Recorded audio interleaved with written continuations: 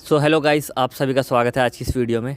आज की वीडियो होने वाली है, अगर आप पुरानी गाड़ी सोच रहे हैं ख़रीदने के लिए तो कहाँ से ख़रीदें, कैसे ख़रीदें और किन बातों का हमें ध्यान रखना है। कई लोग बहुत गलतियाँ कर देते हैं जो बाद में उन्हें पछतावा होता है और बाद में पछताना पड़ता है।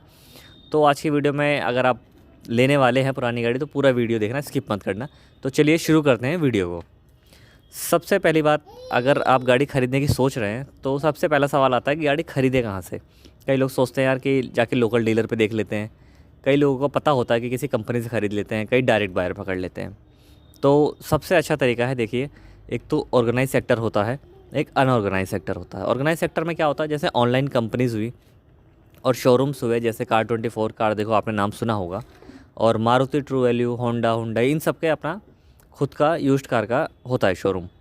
ठीक है, तो यहाँ पे फ़ायदा क्या होगा, अगर आप लेंगे गाड़ी थोड़ी सी महंगी मिलेगी, लेकिन होता क्या है, आपको सर्विस, वारंटी, ये सब मिलेगा, नॉन एक्सीडेंटल।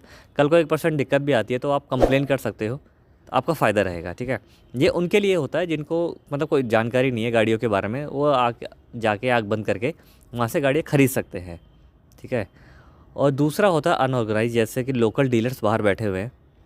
ठीक है, अब उनके पास जा रहे हैं, अब उनके पास गाड़ियाँ कहाँ से आती है, सबसे पहली बात, उनके पास जो गाड़ियाँ आती हैं, जो डीलर्स के पास, ऑर्गेनाइज सेक्टर के पास जो भी गाड़ियाँ होती हैं, एक्सचेंज में जो भी गाड़ियाँ आती हैं, अच्छी गाड़ियाँ जो होती हैं वो कस्टमर को डायरेक्ट सेल कर देते हैं।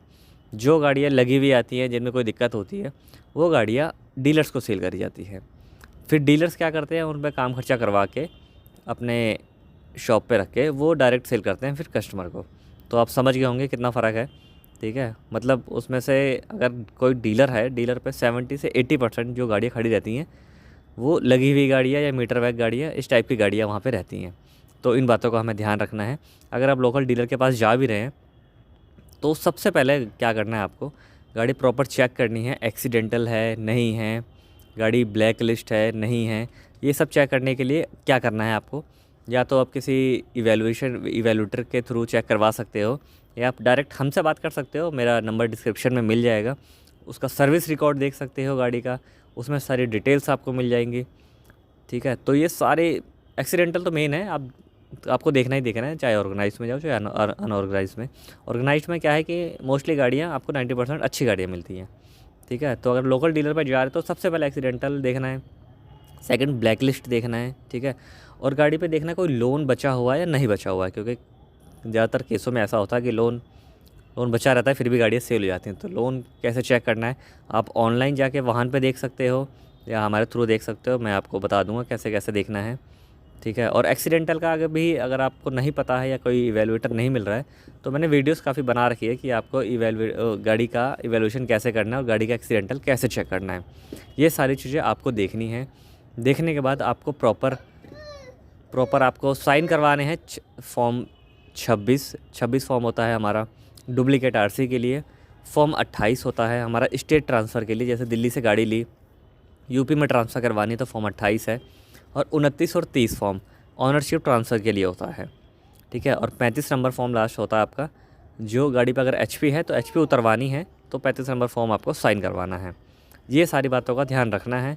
और गाड़ी का प्रॉपर ट्रांसफ़र करवाने के लिए कोई ज़्यादा चार्जेस नहीं है। लोकल डीलर्स जो होते हैं जो काफ़ी चार्ज लेते हैं, चार्जेस का मैं आपको नॉर्मली बता दूं, 2000 के आसपास का आपका चार्ज लगता है गाड़ी ट्रांसफ़र करवाने के लिए।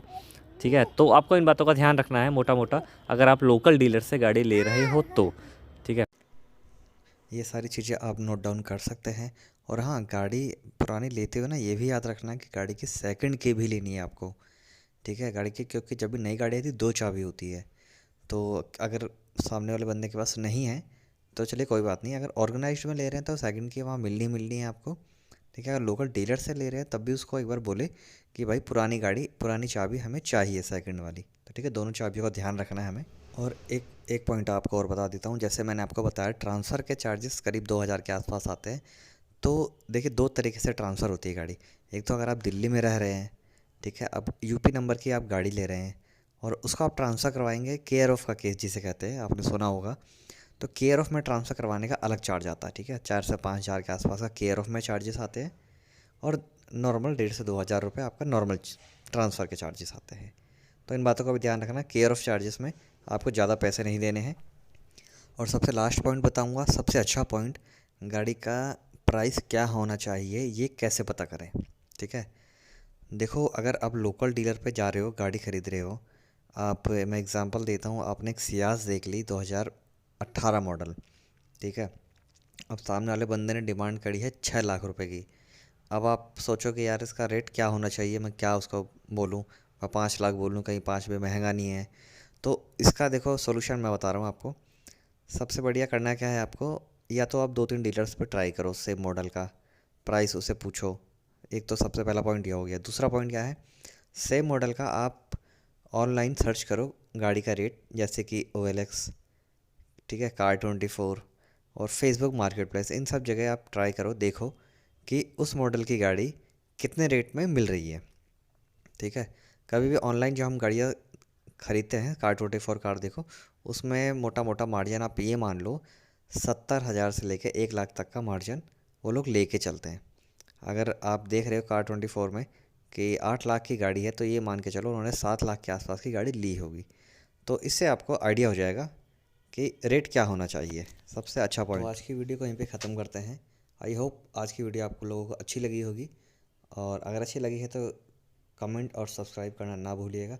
ऐसी बहुत सारी वीडियोस हम आने वाले टाइम पे लेकर आएंगे। आपको अपडेट अगर चाहिए हर वीडियो का तो सब्सक्राइब ज़रूर करें। अगर कोई जानकारी छूट गई हो या फिर आप चाहते हैं इससे अलग, तो मेरा नंबर डिस्क्रिप्शन में मिल जाएगा, आप वहाँ से डायरेक्ट मुझे व्हाट्सएप कर सकते हैं या कमेंट कर सकते हैं। तो चलिए वीडियो को ख़त्म करते हैं अपनी।